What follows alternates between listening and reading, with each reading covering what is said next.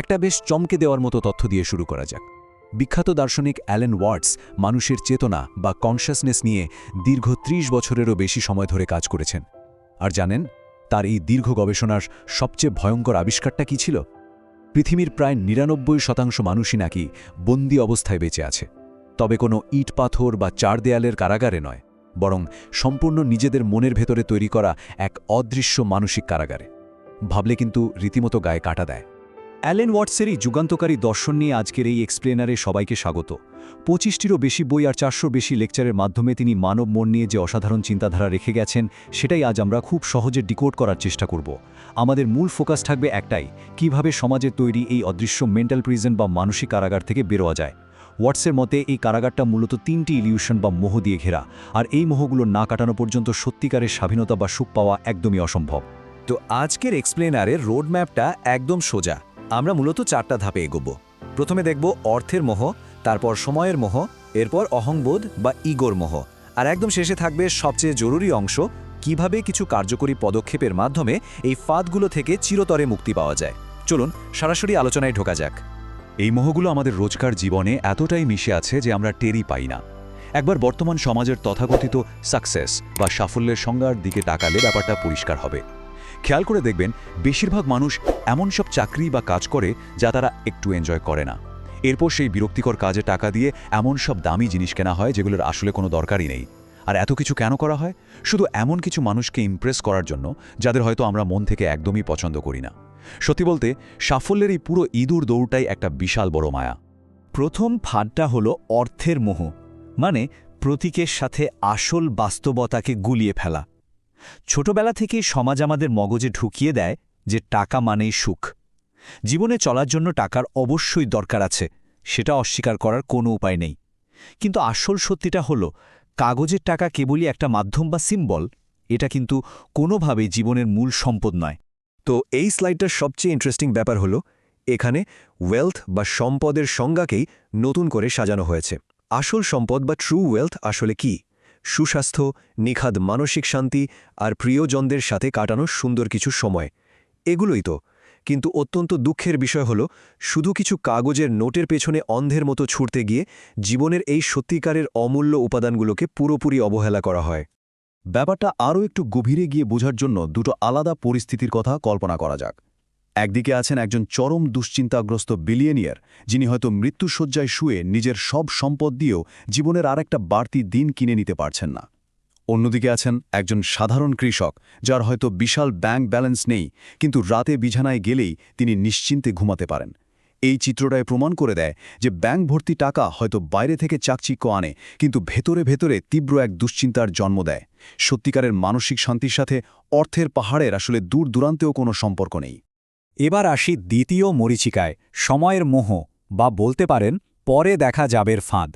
আমরা প্রায়ই ভাবি যে আমাদের বর্তমান সময়টা খুব বোরিং, খুব একঘেয়ে, আর আমাদের ভেতরে এক অদ্ভুত বিশ্বাসের জন্ম হয় যে জীবনের আসল আনন্দ, আসল সুখ সবই লুকিয়ে আছে ওই অদেখা ভবিষ্যতের কোনো এক জাদুকরী মুহূর্তে।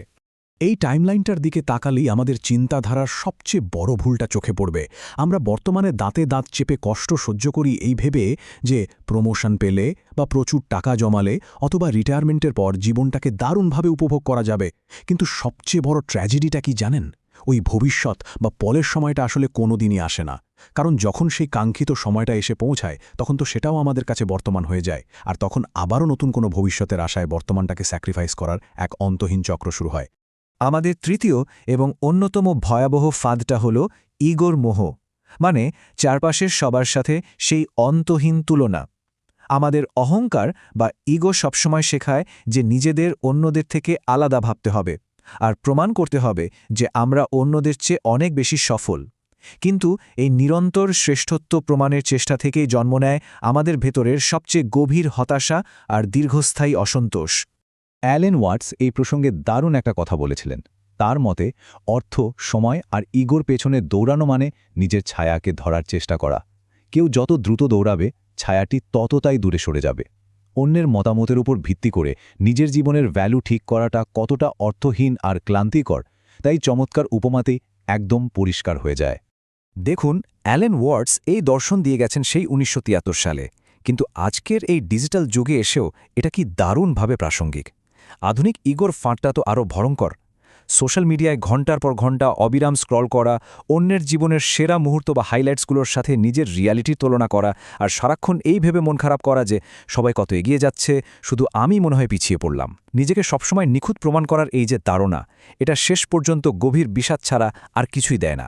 তো অনেকক্ষণ তো সমস্যার কথা হলো, আসল পয়েন্টটা হলো এই অদৃশ্য মানসিক কারাগার থেকে পালানোর উপায় কি? স্বস্তির বিষয় হলো অ্যালেন ওয়াটস কখনোই সবাইকে ঘরবাড়ি ছেড়ে জঙ্গলে গিয়ে সন্ন্যাসী হতে বলেননি, বরং তিনি আমাদের দৃষ্টিভঙ্গিতে কিছু ছোট্ট কিন্তু যুগান্তকারী পরিবর্তন আনার কথা বলেছেন। চলুন অর্থ, সময় আর ইগোর এই মরীচিকা থেকে মুক্তির বাস্তব এবং কার্যকরী পদ্ধতিগুলো এবার জেনে নেওয়া যাক।